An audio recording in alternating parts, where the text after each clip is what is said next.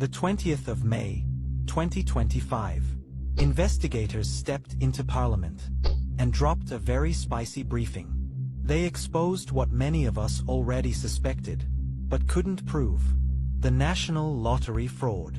Allegedly, since 2014, senior workers at the National Lottery Commission have been dipping straight into the jackpot, while we were faithfully buying lotto tickets every week, hoping to finally escape from having to choose between data or bread.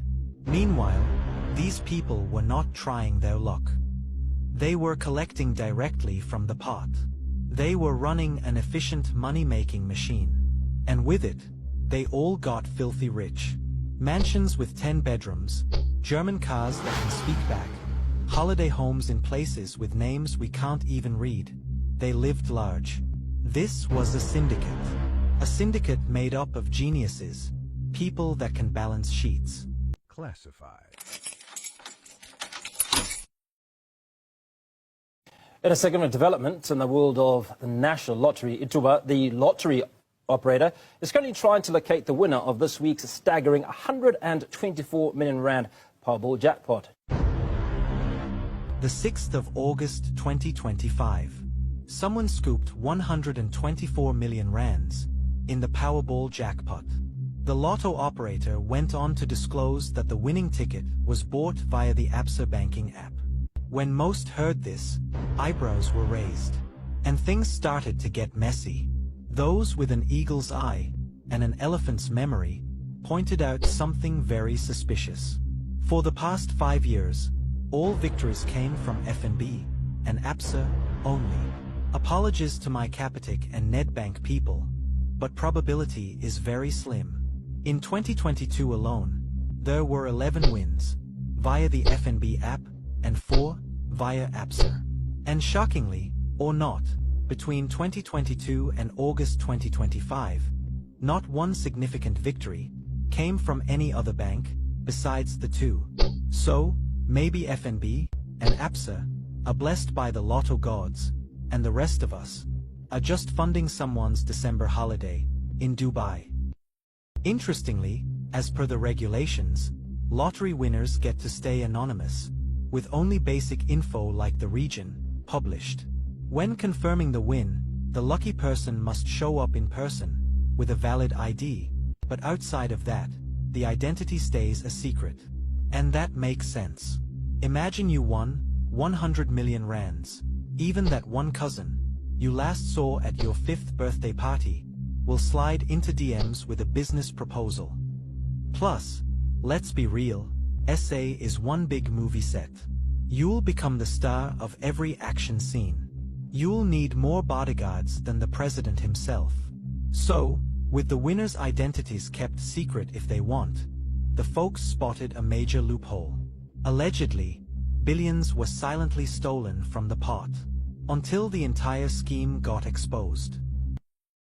The 1st of December, 2020, lottery winning numbers 5, 6, 7, 8, 9, and the Powerball 10. As if the lotto was designed by someone who loves neat patterns more than being ethical. That event had everyone scratching their heads, questioning if the whole lottery system was actually legit. As strange as it is, 20 people won the jackpot on that day, against all odds. The total jackpot was more than 100 million rands, and they each walked away with a 5.6 million. So, this is the deal. The operator uses something called a random number generator, a fancy software that vomits random numbers. It's built with algorithms and designed to react when a button is pressed, generating a random sequence. Now, imagine a so-called random number generator, giving you 5, 6, 7, 8, and 9. That's like finding missing car keys inside the fridge. Technically possible, but honestly speaking, what are the odds? Allegedly, it was all a scam. Fast forward, after the Special Investigating Unit's briefing, serious allegations have emerged, suggesting that insiders are manipulating lotto results to make sure certain people win, and not just once, but regularly. Thanks to the law allowing jackpot winners to stay anonymous, a huge loophole, one that's made many officials in the operating company seriously rich. And it gets juicier. There are some multiple winners, people who hit the jackpot several times. But because of the secrecy, getting the names is almost impossible, unless something changes. This got people talking, and many started looking at the report with an eye for detail. The findings suggest that the mess started in 2014. And this was the initial catch. The commission uses funds from ticket sales to fund community projects, things like sports programs, arts initiatives, education drives, skills development, and charities. But no, these officials had other plans. Instead of helping the people, they helped themselves. According to the Special Investigating Unit, over $1 billion was stolen through this scheme. Before the stealing even began, the suspects allegedly went straight for the spine. They weakened the systems. At first, they tampered with IT controls at the National Lottery Commission. Then, they introduced rules that didn't need ID checks. With that done, they then introduced a system that made payments easier, with no verifications. With the systems weakened, they began creating non-profit organizations and took over some existing ones. On paper, it all looked legit. The weakened grant system didn't even bother to capture ID numbers, which meant one person could submit multiple applications under different non-profit organizations, like a kid sneaking into a buffet multiple times with different plates. After everything was set, the suspects started approving grants for the organizations. Once approved, funds were released very fast. The money was sometimes routed through third parties to make the money trail confusing. This made follow-up and verification difficult, and added extra layers to launder the cash. Within days, the funds were then moved from the organizations to companies and trusts linked to the insiders. During the investigations, the SIU followed the money trail, and what they uncovered was jaw-dropping. The total sum under investigation was 1.4 billion rands, with contracts worth a whopping 2 billion under the microscope. The initial findings left the investigators speechless. In one case, 25 million rands was allocated to a foundation for an Olympic outreach campaign. 15 million rands was quietly funneled to a travel agency linked to the insiders. And 7 million rands ended up in another holding company, with several direct payments made to the legal manager. After the discovery, authorities froze assets worth 25 million rands, but this was just the tip of the iceberg.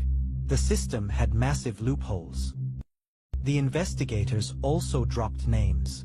Turns out, workers at the National Lottery Commission greased the wheels to keep this money-making machine running smoothly.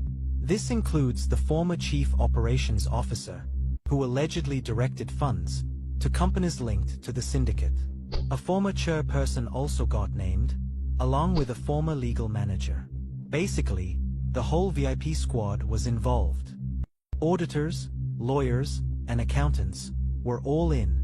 It is this army of professionals that allowed the scheme to run at full throttle for so long. The briefing ignited serious chatter across the streets.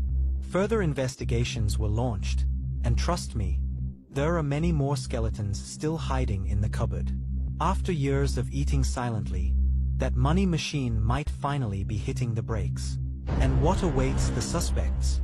Populated prison cells, beds that look like they have been through World War III, food that even your dog would refuse, and not to forget, the infamous prison soap, patiently waiting to be dropped. We can all hope they get a taste of that luxury.